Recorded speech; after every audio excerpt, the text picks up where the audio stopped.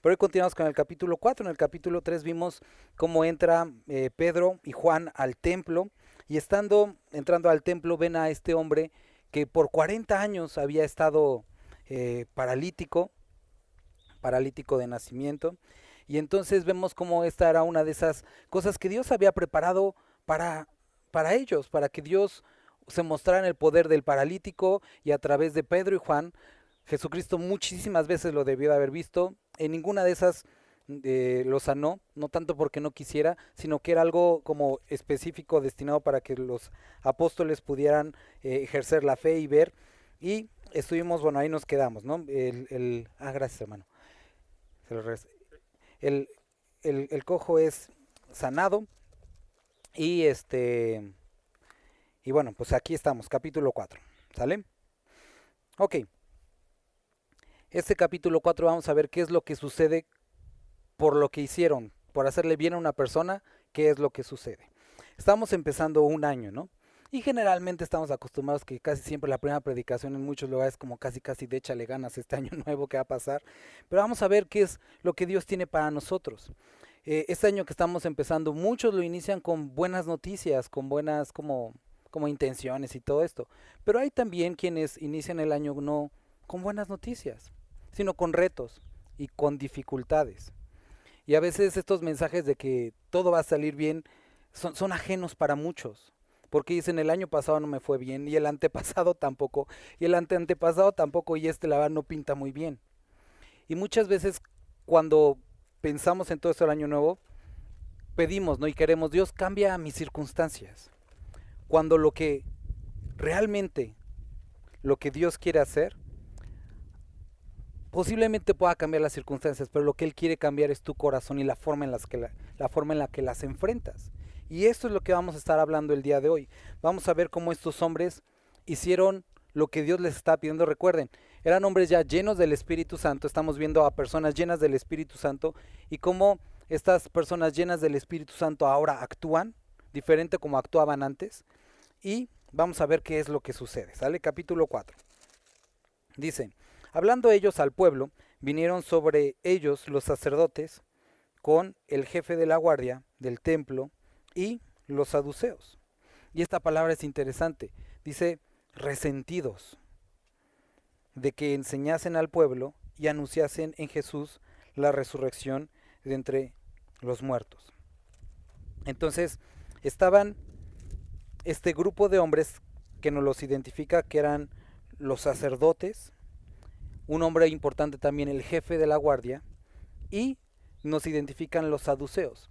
Eran dos tipos de, vamos a llamar, movimientos en esa época. Por una parte estaban los fariseos, que eran las personas, vamos a decir, un poco más conservadoras, creían en los ángeles, creían en los espíritus, creían en la resurrección, guardaban celosamente las escrituras. Pero estaban también los saduceos, que eran los liberales, no creían en la resurrección, no creían en los espíritus, no creían en los ángeles, y ellos lo que buscaban, lo que les gustaba era estar bien con Roma, posición económica y riquezas.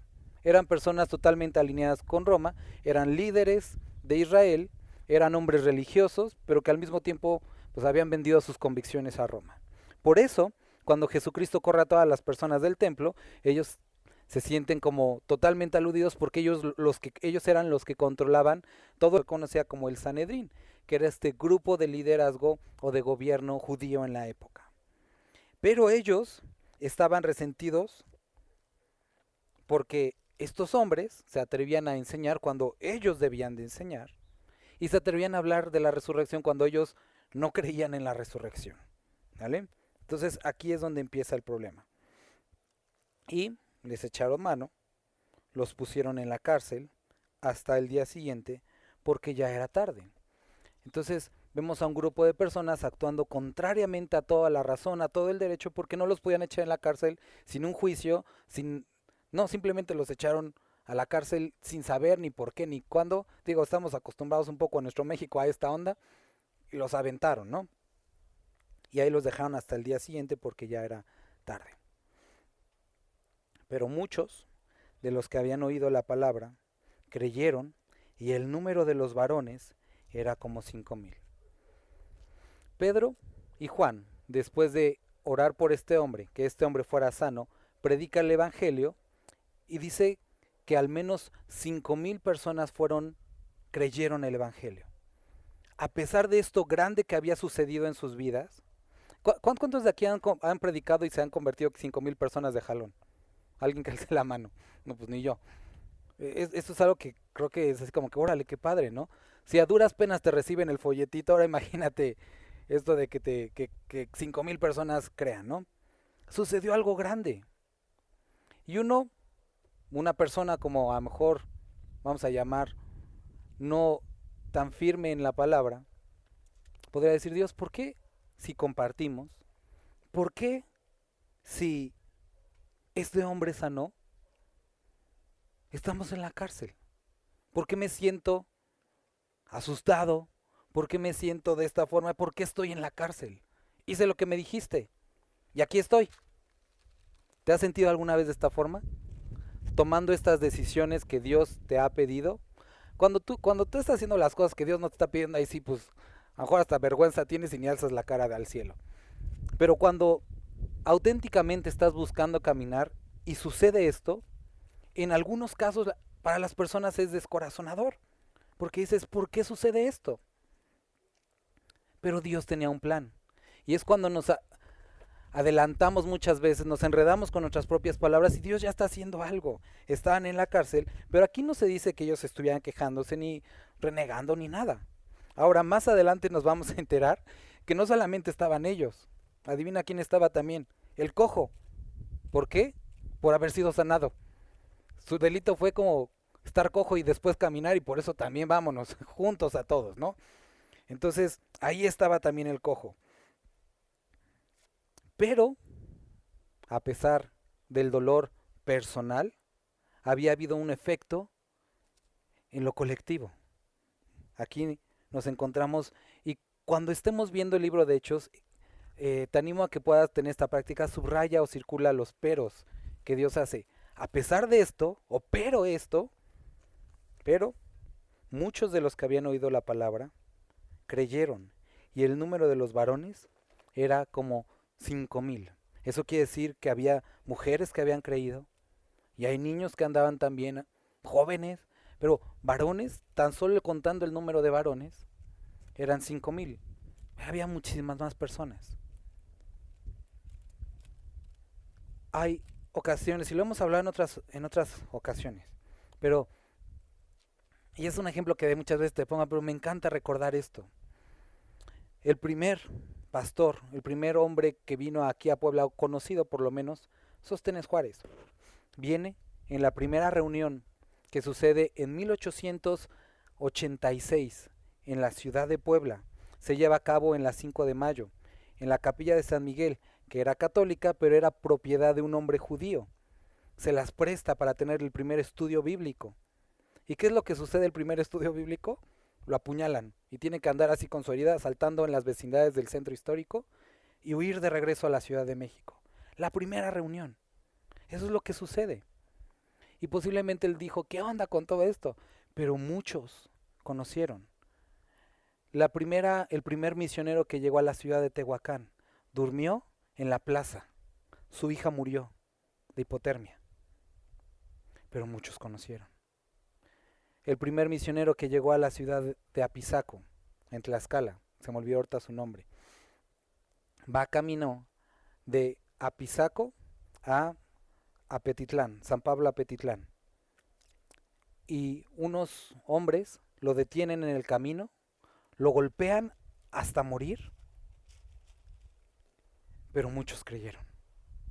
Hay circunstancias en nuestra vida de los creyentes que realmente los hombres y mujeres que nos entregamos a Dios, que en lo personal pudiéramos ver algún demérito en lo personal. Pero Dios está actuando a través de nosotros. Y pregúntate, ¿no es eso lo que dijimos o quisimos cuando nos entregamos nuestra vida a Dios? No solamente que arreglara nuestra vida, sino que pudiera usarnos de alguna forma. Y si a lo mejor nunca lo habías pensado, te lo quiero decir con todo el amor, puede ser que sigas actuando de una forma egoísta, porque no El reino de los cielos no se trata únicamente de yo bien, yo que sane, sino se trata de servir a aquel para el que fuimos llamados. Y entonces muchas de nuestras acciones en Dios tienen una repercusión en nosotros, pero gran efecto alrededor de nosotros. Y vale la pena. Pero muchos creyeron, más de 5,000. Y sacrificios de hombres como los que te conté, y muchos que a lo mejor, y mujeres que no sabemos, es que tú y yo podemos estar aquí. Somos obviamente el fruto de Dios, pero el fruto de Dios en la vida de hombres y mujeres piadosos, que dejaron algo, tiempo, dinero, esfuerzo, para que tú y yo podamos estar aquí. Gracias a Dios por estos hombres y estas mujeres que sacrificaron algo para predicarte el Evangelio. Gracias a Dios por ellos. Versículo 5. Aconteció que el día siguiente se reunieron en Jerusalén los gobernantes, los ancianos y los escribas. Eso es algo. Ellos no estuvieron 5 minutos. Iba a hacer una pregunta, pero dije mejor no, para no amarrar. Iba a preguntar que quién ha estado en los separos o en la cárcel, pero mejor no preguntamos esto, ¿no? De joven a mí me pasó por andar de revoltoso, me metieron en los separos, estuve como 1 hora creo. Y se siente feo, se siente gacho, ¿no? Primero muy gallito y ya después como que no, ya sáquenme de aquí, ¿no? Como Pepe el Toro, pero ellos no estuvieron un rato, no estuvieron 1 hora, estuvieron toda la noche. Y las cárceles, las de aquí son horribles y las de allá eran peores. Y ahí estuvieron. Y recuerda lo que dice más adelante el apóstol Pedro en su carta. Dice, y después de haber padecido un poco, él mismo os afirme, establezca. Después de haber padecido, en algunos casos, un poco. Pero él mismo, y eso es contrastante, él mismo nos va a establecer y afirmar. Aconteció al día siguiente que se reunieron en Jerusalén los gobernantes, los ancianos y los escribas. Y el sumo sacerdote Anás y Caifás, y Juan, y Alejandro, y todos los que eran de la familia del sumo sacerdote, los pusieron en medio y les preguntaron. Ahora, dice Anás y Caifás, hemos hablado de esto, pero vamos a repetirlo. El sumo sacerdote, según la ley judía, era sumo sacerdote hasta que moría. Pero cuando vienen a ser parte del gobierno romano o son conquistados, el gobierno romano quita y pone sacerdotes como a él le parece. Anás, por eso lo encontramos, era el sumo sacerdote vitalicio, el que debe hacer. Pero fue quitado por el gobierno romano y en su lugar fue puesto Caifás. Por eso, a pesar de que él no era el sumo sacerdote, según los romanos, siempre aparece en la historia de Jesús, por lo menos, porque él era el sumo sacerdote según la ley judía y no podía ser quitado, y el otro era como una figura política. Pero Anás era el mandamás ahí, aparte de que era el suegro de Caifás. Y estaba también más Juan y Alejandro y todos los que eran de la familia de los sumos sacerdotes. Este mismo grupo de personas, 50 días antes, habían decidido crucificar a Jesucristo. Entonces, estábamos viendo aquí que al día siguiente se reunieron toda esta familia, como el liderazgo, el Sanedrín, y eran las mismas personas que 50 días antes habían decidido crucificar a Cristo. Bueno, ellos pensaban que ellos habían decidido, ¿no? Pero eran los mismos que los habían atemorizado, eran los mismos que habían abofeteado a Cristo. Y recuerda, 50 días antes, Pedro había estado en el patio de uno de ellos. ¿Recuerdas? Estaba siguiendo a Jesucristo de lejos, se quedó afuera del patio, calentándose, y una de esas mujeres lo reconoce y le dice, oye, tú andabas con ellos. Y Pedro dice, no, y ya sabemos toda la historia, ¿no? Que niega a Cristo. Pero ahora, Pedro no estaba afuera, sino estaba adentro, con estas personas que antes les había infundido temor. Pero ahora la diferencia es que este hombre, Pedro, estaba lleno del Espíritu Santo. ¿Y qué es lo que sucede? Poniéndolo en medio le preguntaron, ¿con qué potestad o en qué nombre habéis hecho vosotros esto? Porque según la ley, si ellos hablaban de otro Dios, otra cosa, podrían apedrearlo en el momento, ¿no? Entonces era únicamente lo que estaban buscando. Seguramente hasta con las piedras estaban ahí listas. Entonces nos los vuelve a repetir Pedro, lleno del Espíritu Santo, les dijo: gobernantes del pueblo y ancianos de Israel. Esto es el cumplimiento de lo que Cristo les había dicho anteriormente. Que no tuvieran miedo de lo que iban a decir cuando los llevaban enfrente de los gobernantes. Que en ese momento les sería dada palabra. Ahora no sé si alguna vez tú has, espero que lo hayas hecho, predicado el Evangelio y ya te estás acercando a la persona que le vas a predicar y estás ahí todo tembloroso y tú dices, no, pues no siento mucha palabra que me esté llegando, no siento mucho valor tampoco, pero el punto o la diferencia que vemos es que eran hombres ya no en sus propias fuerzas, sino llenos del Espíritu Santo. Y posiblemente cuando tú predicas o hablas el Evangelio dices, es que ¿por qué sigo sintiendo miedo? Posiblemente los primeros segundos vas a experimentar esa transición entre los nervios y todo eso, pero no sé si también has experimentado que empiezas a hablar y de repente dices, órale, yo dije eso. No, no lo dijiste tú, fue el Espíritu Santo actuando a través de tu vida. Pero es cuando Dios actúa y pide ese paso nada más de decir, quitarte el miedo y empezar a hablar, y entonces es cuando Él habla. Entonces Pedro, lleno del Espíritu Santo, les dijo: puesto que hoy se nos interroga acerca del beneficio del bien, dado que hoy nos están juzgando por haber hecho el bien a este hombre enfermo, de qué manera éste haya sido sanado, quiero que sepan, o sea, notorio a todos vosotros y a todo el pueblo de Israel, que en el nombre de Jesucristo de Nazaret, a quien, por cierto, ustedes crucificaron, y a quien, por cierto, Dios resucitó de los muertos, por él, este hombre está en vuestra presencia sano. Eso quiere decir que aquí estaba el cojo, también siendo juzgado con ellos.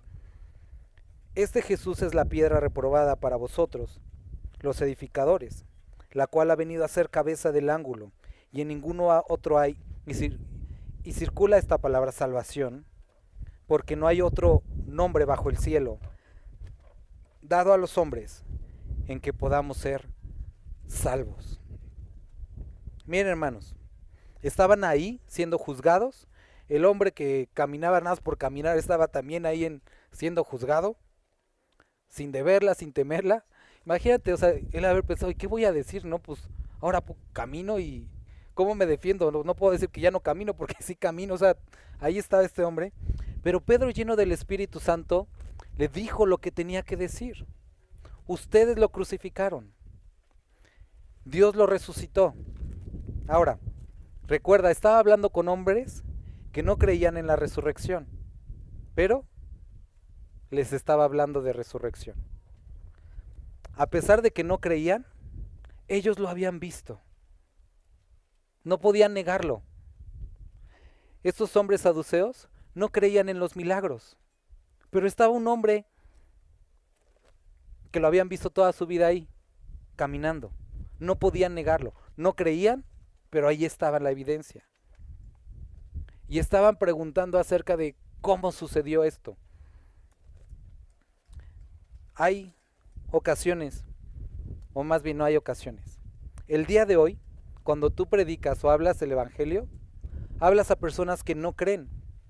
No sé si recuerdas este relato, esta historia que nosotros vemos en el libro de Lucas, me parece que es el capítulo 16, 14-16, cuando habla acerca de Lázaro y el hombre rico. Los dos mueren y el hombre rico dice, Dios, o le dice, manda a Lázaro, para que vaya y les hable. Y si ven a alguien resucitado de los muertos, van a creer. ¿Y qué es lo que se le dice? No van a creer. No van a creer. Ahí tienen la palabra, tienen la ley, tienen los profetas. Y esto es verdad. Muchas personas dicen, si yo viera un milagro creería. Y la verdad es que no es cierto. Si no te es suficiente la palabra, aunque veas milagros, no vas a creer. Mucha gente dice, ¿y si yo viera? No vas a creer. Ni esperes ver un milagro porque aún así no creerás. El problema no está en lo que puedas ver, el problema está en tu corazón. Y acuérdate lo que dice también la palabra, bienaventurados aquellos que sin ver creyeron. Ahora, ¿creemos en algo hueco, en algo vacío? No. Nuestra fe está basada en lo que sí dice la Escritura, no en algo que nos cuentan, sino en lo que dice la Escritura. Y aquí está hablando con hombres que a pesar de que vieron, están buscando cómo justificar su mal actuar. Pero Pablo y Juan le dicen al que ustedes crucificaron. Y ahora llegan a este punto. Este Jesús es la piedra reprobada por vosotros los edificadores. Está citando Salmo 118. Vemos a un Pedro totalmente, completamente diferente. Un hombre que puede citar ahora la escritura y explicar su cumplimiento. Salmo 118 describe esto. La piedra que fue rechazada por los edificadores vino a ser cabeza del ángulo. Y esto va acompañada de una historia, que era una historia que contaban los sacerdotes judíos antes. Y describían que era lo siguiente. Cuando se construyó el templo de Salomón, como está escrito en el Antiguo Testamento, las piedras fueron labradas fuera de la zona del templo. Y entonces la historia dice lo siguiente, que entonces como labraron las piedras, todos mandaron así como paquete, todo ya preconstruido, lo llegaron a la área para que empezara a construirse, pero llegó una piedra muy diferente que no cabía en ningún lugar. Entonces dijeron, no, esta piedra se han de haber equivocado, y la echaron por ahí. Y entonces cuando se terminó el templo le hablan a los de la cantería y les dicen, oye, falta la piedra del ángulo, que es esta piedra que se pone a la mitad del arquito para que el arco no se venga hacia abajo. Y dicen, no, pues ya lo mandamos desde hace mucho. Entonces dicen, ah, sí. Y entonces fueron a buscar entre el pasto que ya estaba crecido y encontraron la piedra que habían desechado. Y es la explicación de ese salmo y es lo que está citando aquí Pedro, que la piedra que habían desechado ahora había venido a ser la cabeza del ángulo, hablando y cumpliéndola en Jesucristo. Aquel que ustedes habían despreciado, ese era el más importante. Y dice, y en ningún otro hay salvación. En muchos otros hay dinero, en muchos otros hay satisfacción, en muchos otros hay tranquilidad, felicidad, pero en ningún otro hay salvación. Y esto es, por eso te decía, subraya esto. Porque muchos dirán, bueno, es que yo fui a tal lugar y me siento feliz. Sí, fui a tal lugar y encontré dinero. Ajá.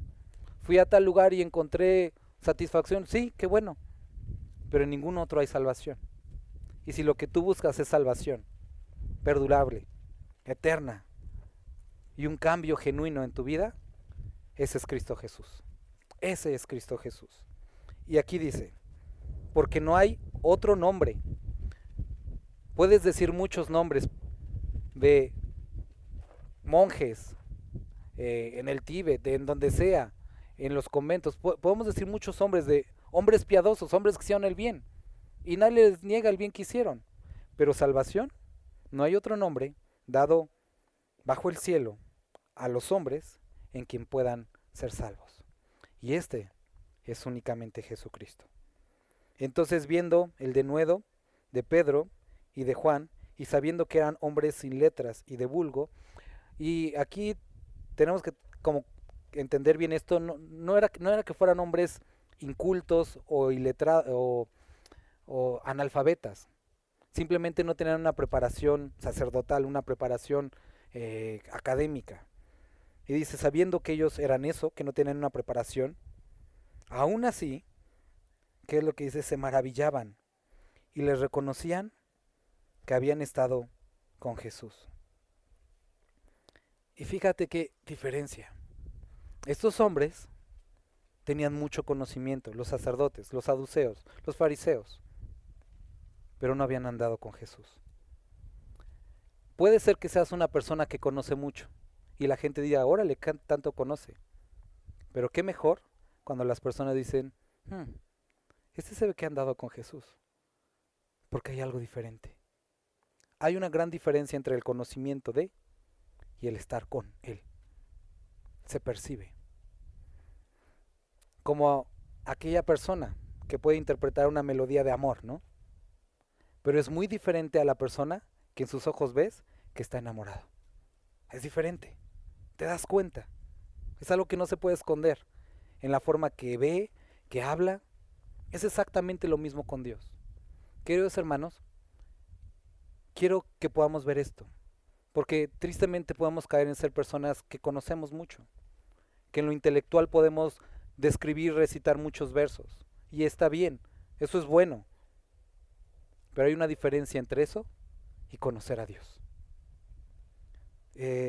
No sé si recuerdas este verso que dice, está en Juan, os escribo a vosotros, hijos, que habéis conocido.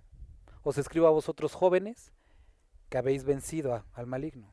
Y dice después, os escribo a vosotros, padres, que habéis conocido y visto al que es desde el principio.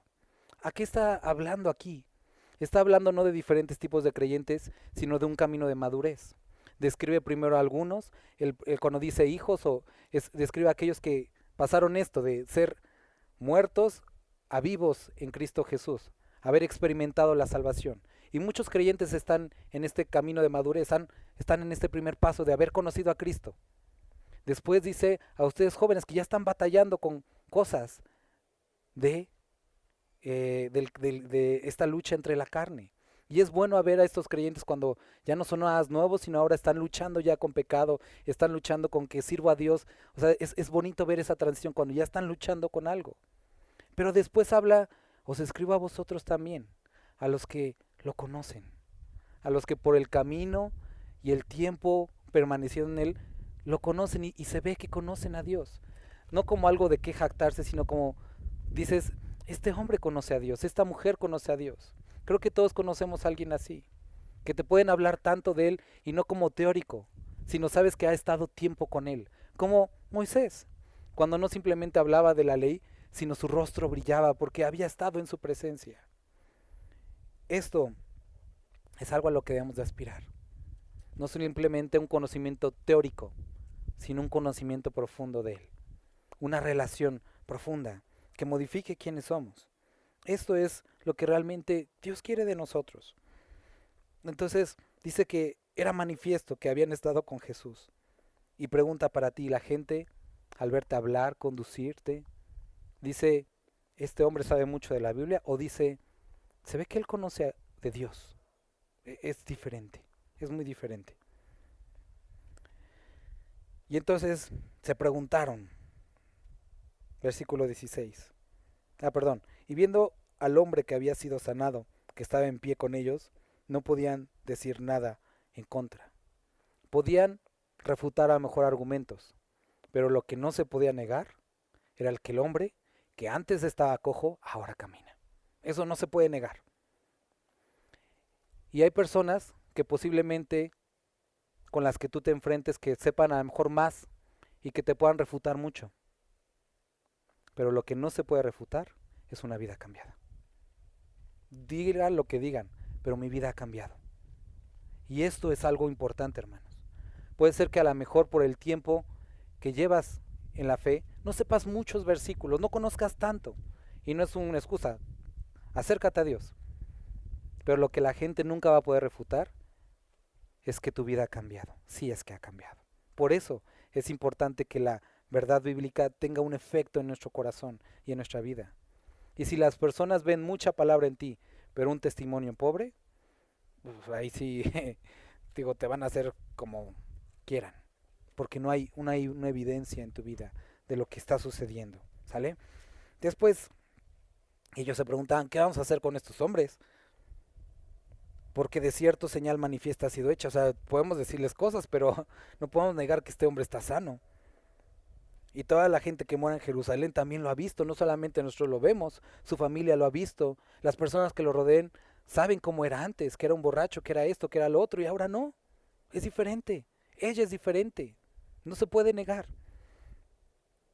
Y entonces, sin embargo, no nos interesan las evidencias, nada nos interesa atacarlos, para que no se divulgue más entre el pueblo, amenacémosles para que no hablen de aquí en adelante a hombre alguno en este nombre. Y llamándoles les intimaron que en ninguna manera hablasen y enseñasen en el nombre de Jesús. Mas Pedro, respondiéndole, les dijo, y decidieron en ese día. Tenemos una nueva ley para ustedes. Vamos a pasar una nueva reforma de ley. Ya no van a poder hablar acerca de Jesús. No nos importan las evidencias. No nos importa lo que pueda decir. No queremos que hablen de ellos. Y entonces, quiero que veas también esa palabra, los amenazaron. 50 días antes habían decidido matar a Jesús. Unos cuantos días más adelante iban a matar a algunos de los apóstoles. Lo iban a hacer. Pero en este momento, lo único que podía hacer era amenazarlos. ¿Qué vemos descrito aquí? Y Pedro también se los dijo.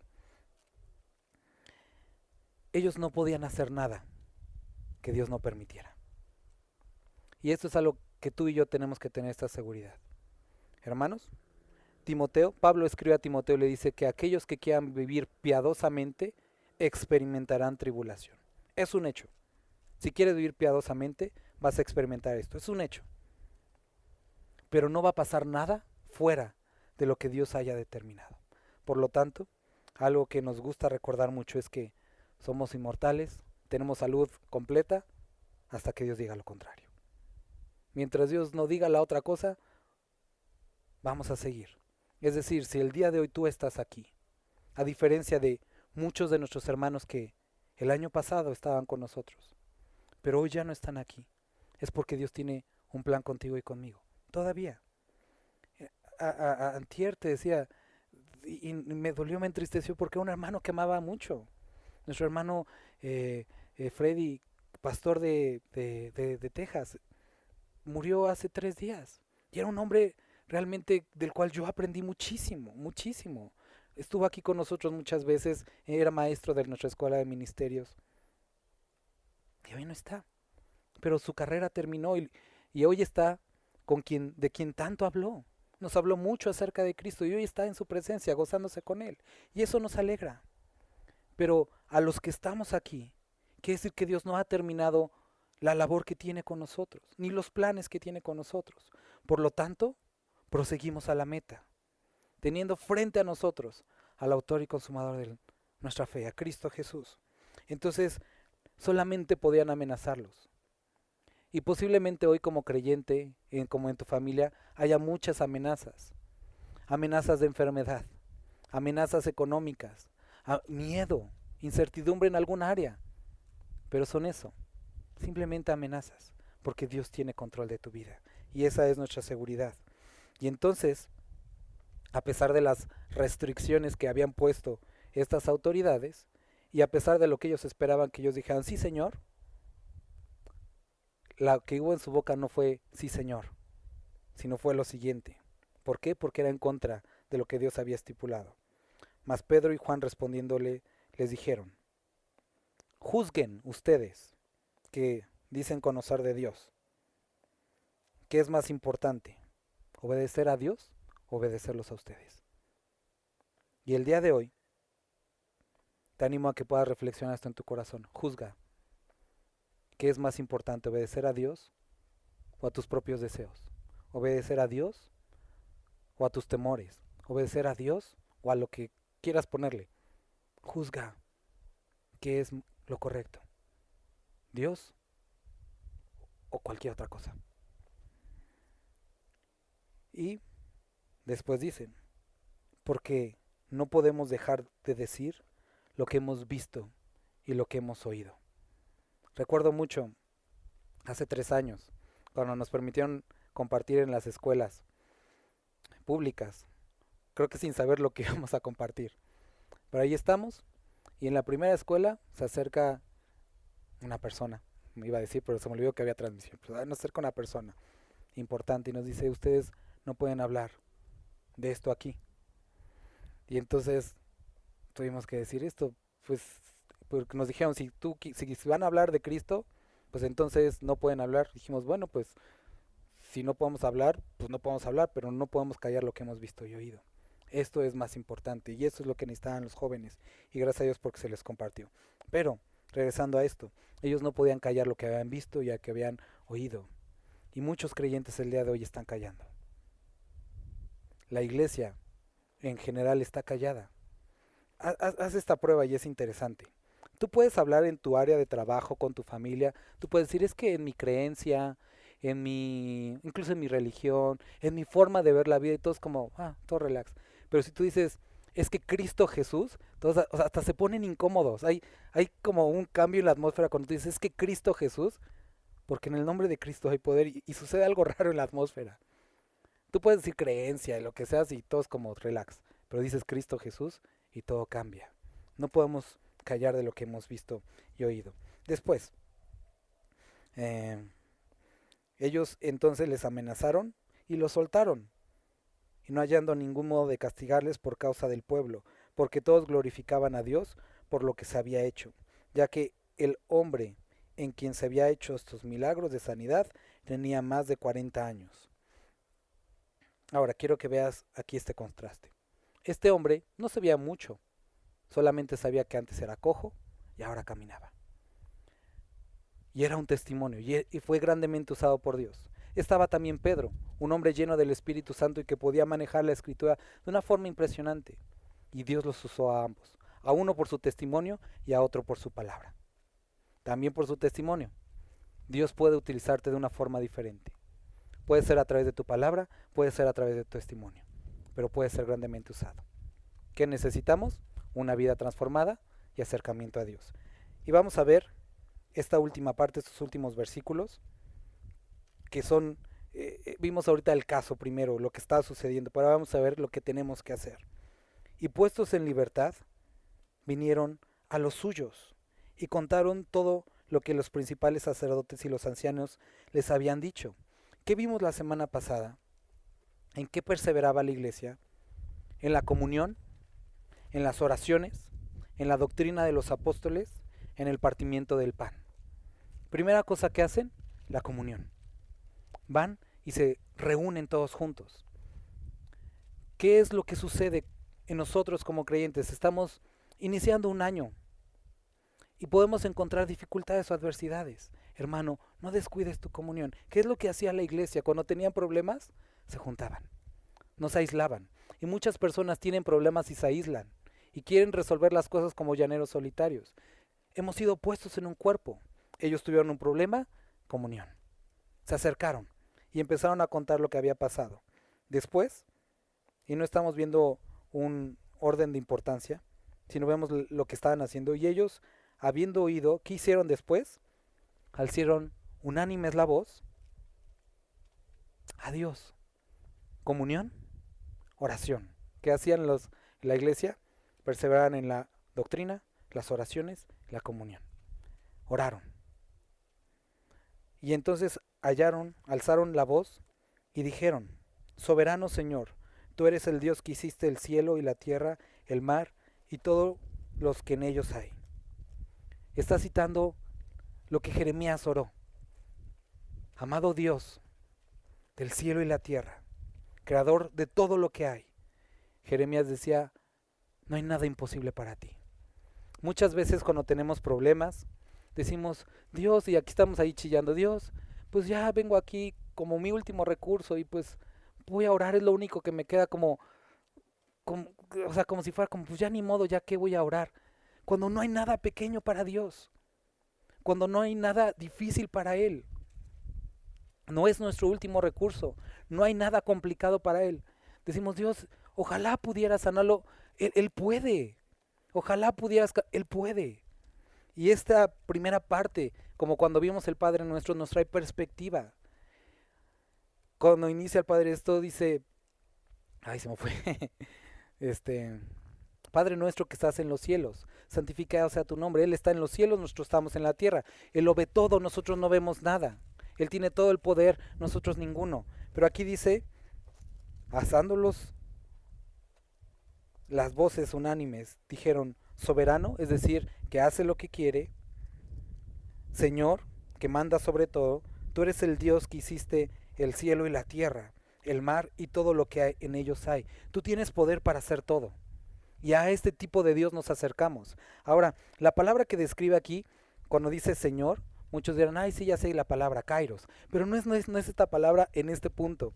Utiliza una palabra muy diferente que en pocas ocasiones las utiliza dirigida a Dios. Y es la palabra déspota. Y es interesante porque en nuestro entendimiento la palabra déspota tiene una connotación negativa, porque sí, los humanos cuando son déspotas son terribles, pero la palabra déspota quiere decir el que controla todo, el que tiene el poder sobre todo, y ese es Dios. Y es adecuado utilizarla para Él, porque Él gobierna sobre todo, tiene la última decisión, tiene todo el poder, y es bueno tener un tipo de Dios así, que Él gobierna todo. Y le dice, creador del cielo, la tierra, el mar y todo lo que hay, que por boca de David tu siervo dijiste, ¿por qué se amotinan las gentes y los pueblos piensan cosas vanas? Y aquí está citando el Salmo 2. Se reunieron los reyes de la tierra y los príncipes se juntaron a uno contra el Señor y contra su Cristo. Y ahora no solamente oran, sino están aterrizando esto en la palabra de Dios, en la doctrina de los apóstoles. Porque verdaderamente se unieron en esta ciudad contra tu santo Hijo Jesús, a quien ungiste Herodes y Poncio Pilato con los gentiles y el pueblo de Israel, para hacer cuanto tu mano y tu consejo había antes determinado que sucediera. Ellos no están diciendo decreto que estoy sano, pero en realidad estás enfermo. No, ellos estaban siendo muy conscientes de lo que pasaba. Ellos crucificaron a Cristo. Ellos hicieron esto, hicieron lo otro. Es verdad, no lo estamos negando, sí sucedió. Pero trajeron algo a su conciencia, pero tú lo habías determinado. No tienen poder sobre tu Cristo, ni sobre nosotros, porque tú gobiernas y eres soberano. Hermano, sea cual sea la circunstancia que estés viviendo, recuerda, es real. Mucha gente quiere decir, no, lo declaro que no. No, sí es real, sí existe y está sucediendo. Pero tenemos a alguien que gobierna sobre esto. Más alto que Roma, más alto que cualquier gobierno, más alto que cualquier pastor, que cualquier lo que sea. Es Dios Todopoderoso. Para hacer, versículo 28, cuanto tu mano y tu consejo habían antes determinado que sucediera. Y ahora, Señor, y checa esta parte, mira sus amenazas. Ellos les dolía, sentían seguramente temor. Mira sus amenazas, Dios. Y posiblemente, como te decía, sobre tu vida el día de hoy haya cierto tipo de amenaza económica, de enfermedad, de trabajo, en lo familiar. Y puedes orar de esta forma, Dios, mira las amenazas del enemigo, que me quiera atemorizar con esto, con lo otro. Míralo, tú velo, Dios. Y concede, y pensamos que Dios iba a decir, o que ellos iban a decir, concede que ellos se mueran, o concede que ellos no hagan nada. No, ellos no querían cambiar su entorno. Conceda a tus siervos que con todo denuedo hablen tu palabra. Esto es muy importante. Ellos no pidieron que cambiara el entorno. Ellos dijeron, cámbianos a nosotros. Eso es lo más importante. Y hermano, mucha gente, recuerdo al inicio de esta pandemia, ¿no? Y no está mal. Muchas iglesias oraron y decretaron que ya se había acabado. Menos aquí, 2 años casi después. Y aquí sigue. Muchos han orado porque el gobierno se vuelva cristiano. Y está bien. Pero la verdad es que el gobierno, y está escrito, cada vez va a ir a peor. La sociedad va a ir a peor. Todo se va a corromper. ¿Qué es lo que necesitamos? No que lo de alrededor cambie, sino que nosotros cambiemos. Dios, dame de nuevo. Muchas veces, hermano, y no está mal pedir por sanidad, no está mal pedir por un trabajo. Está bien, pídelo, hermano. Pero no te olvides de pedir. Y si Dios, tú no quisieras sanarme, dame entereza para vivir esto. Y si Dios, tú no quisieras darme empleo, dame entereza. Y si Dios, tú no quisieras cambiar a mi familia, dame de nuevo. Porque esto es lo que necesitamos. Ser cambiados nosotros. Ser transformados por Dios. Y entonces la responsabilidad, en vez de caer en otros, la asumimos nosotros y podemos caminar esto que Dios ha puesto delante de nosotros. ¿No es mucho mejor esto? ¿No es mucho más efectivo? No cambia a mi vecina chismosa, sino Dios cambia mi corazón para poder amarla, siendo chismosa como es.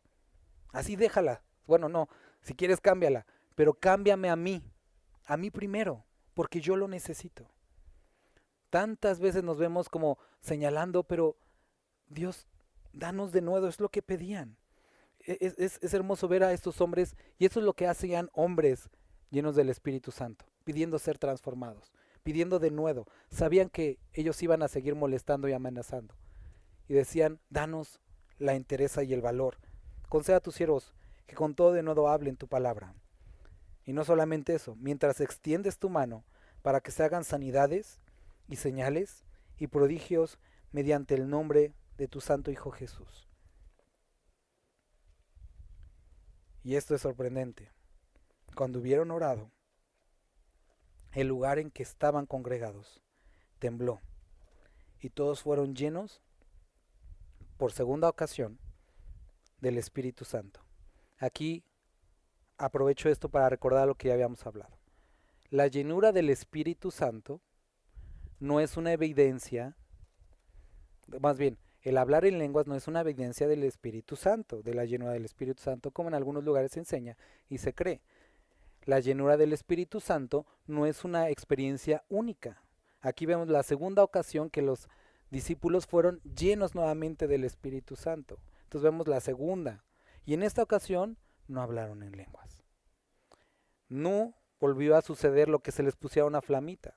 Y si tú estabas esperando ver una flamita en tu cabeza, no volvió a suceder. Ni aquí, y pudiera, porque Dios hace lo que quiera, pero no es una determinante. Eso es algo importante. Tampoco esperes que cuando seas lleno del Espíritu Santo tiemble tu casa. Puede ser, Dios puede hacer lo que quiera, pero no necesariamente tendría que ser. Esa no es una señal. ¿Qué es la señal? Lo vamos a ver la próxima semana. De nuevo, poder para hablar, valor, entereza. Y mucha gente está esperando ver oro y está, qué padre cuando ven señales, o sea, sí, pero lo que se demuestra en la llenura del Espíritu Santo son vidas transformadas. Eso es la verdadera evidencia de un hombre o una mujer llena del Espíritu Santo.